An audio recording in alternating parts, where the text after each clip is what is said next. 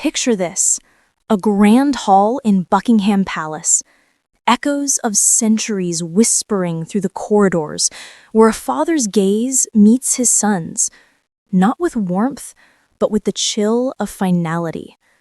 I owe you nothing, my boy, not in this life, nor the next. Those words, delivered in a voice steady as stone, didn't just wound Prince Harry. They sealed a rift that may never heal. Welcome to the unraveling of a royal dynasty's heart, an investigation into the fracture between King Charles and his wayward son. This isn't mere palace intrigue. It's a profoundly human tale of love soured by betrayal, loyalty tested by ambition, and a 1,000-year-old institution fighting for its soul in a world that devours secrets.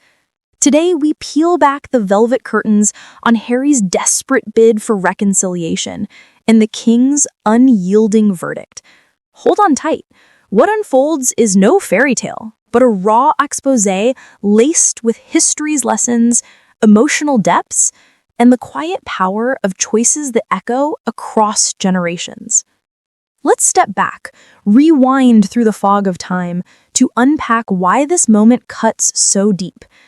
The British monarchy isn't just a family, it's a living relic, born from the chaos of 1066's Norman conquest, when William the Conqueror fused bloodlines with conquest to forge an unbreakable chain of succession. Think of it like this. Every king or queen is a thread in a tapestry woven from DNA and duty, where legitimacy isn't optional, it's the glue holding power together. Henry VIII famously hacked through religious and marital knots to secure his line, beheading queens and breaking with Rome in a frenzy that reshaped Europe. Fast forward to Victoria, whose 9 children became diplomatic chess pieces, binding empires from India to Germany. In this grand game, personal whims bow to collective endurance. Harry's story? It's a modern twist on that ancient script. A prince who dared rewrite the rules, only to find the ink running like tears. But here's where the human pulse quickens. Imagine Harry, the spare heir shattered by destiny's heavier hand on his brother, arriving in London not as a conqueror, but a prodigal son. He'd fled the gilded cage in 2020, hand in glove with Meghan, chasing sunlight in California's hills. What drove him back? Whispers from insiders paint a picture of quiet desperation, pleas for bolstering security amid threats, hints at financial strains from faltering media ventures, even a subtle bid for a cameo in royal ceremonies. He didn't crave the spotlight this time. No Oprah confessions or memoir bombshells, just a sliver of belonging, perhaps a father's embrace to mend the scars left by Diana's ghost. Yet what met him wasn't open arms, but a fortress of frost. Charles, at 75, his body a map of battles against illness and scrutiny, chose strategy over sentiment. That single sentence, it wasn't rage, it was reckoning. A king's decree echoing the stoic resolve of Elizabeth I, who, childless, willed her throne to a distant cousin rather than bend to emotional pleas. This detail shifts the entire narrative. Harry's journey from beloved rascal to exiled figurehead isn't accidental. It's a cautionary arc of self-sabotage. Remember the cheeky prince of old, the one who charmed crowds at polo matches, honored fallen comrades in Afghanistan's dust? That Harry traded whispers for roars, spilling palace intimacies in Spare, his 2023 tell-all that laid bare family feuds like a surgeon's scalpel. He framed it as catharsis, a cry against a machine that devoured his mother in a Paris tunnel. But to the Windsors, it was heresy, profiting from pain, turning sacred silences into Netflix gold. Socially, in our hyper-connected age, where TikTok trials convict faster than courts, Harry's openness resonated with millennials craving authenticity, yet geopolitically, it eroded the monarchy's soft power. Commonwealth realms, from Canada to Kenya, already chafing under colonial echoes, saw his exodus as a crack in the facade, much like Barbados's 2021 Republic Declaration, a polite severance from the crown's embrace. Transitions smoothly now, but it's not just Harry's solo tragedy, it's the shadow play that elevates his brother. While Harry wandered Hollywood's mirage, Prince William anchored the storm's eye, embodying the quiet heroism that sustains empires. Let's break it down pedagogically. Succession isn't birthright alone, it's proven reliability, a concept as old as the Magna Carta's barons demanding accountability from kings. William, the heir apparent, didn't seize the stage, he stewarded it.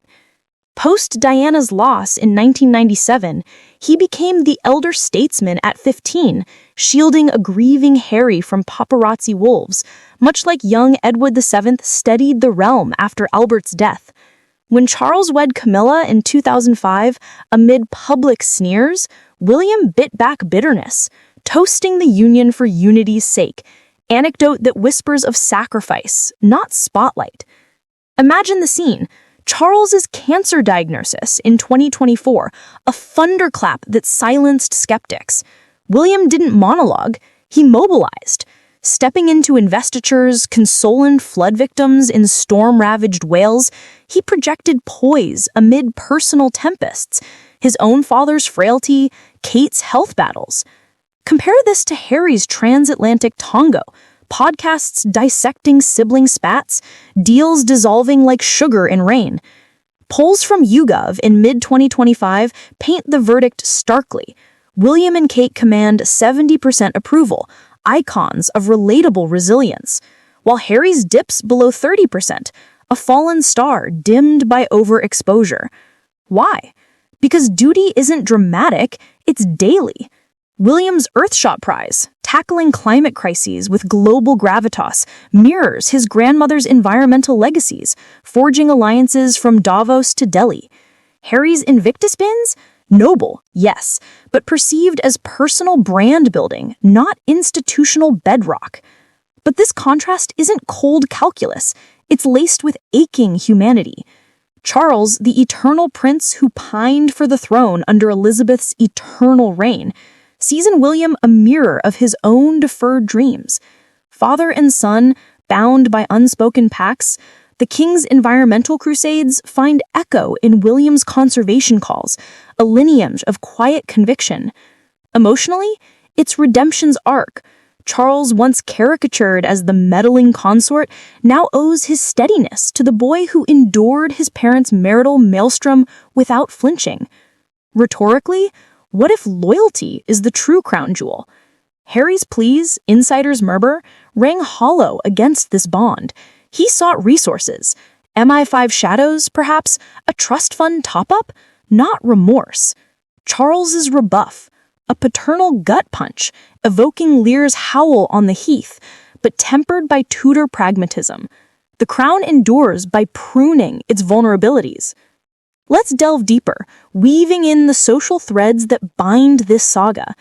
In a post-Brexit Britain, fractured by inequality and imperial ghosts, the monarchy pivots from pomp to purpose.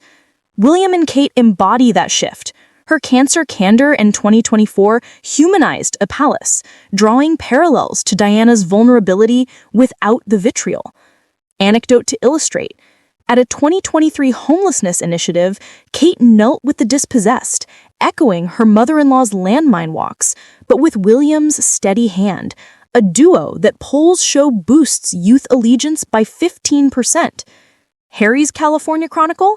It amplifies anti-monarchist choruses in Australia, where Republican polls surged 10% post-Bear, framing the Windsors as anachronistic elites. Geopolitically, as China and Russia probe Western soft spots, William's diplomacy, state visits to Ukraine in 2025, bolsters alliances, while Harry's memoir fueled tabloid fodder in adversarial press. But pause for reflection. Isn't this rift a mirror to our own divides?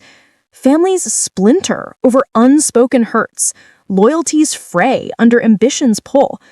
Harry, haunted by Diana's 1997 crash, paparazzi flashes as harbingers of doom, clings to transparency as armor, but wields it like a blade. His 2025 UK return, timed with Invictus whispers, brimmed with hope, a bridge rebuilt, perhaps over tea in Clarence House. Yet what courtiers report averted eyes, frosty nods, a public snub that stings sharper than solitude. The tragedy? Harry's bewilderment, that wide-eyed confusion of a man who torched his map yet expects the path home. Who among us hasn't chased freedom only to ache for roots? But here's the pivot that alters trajectories. While Harry circles the moat, the institution evolves without him. Charles, drawing from his 50-year wait, grooms William not as successor, but sentinel. Insiders reveal late-night councils where the prince's counsel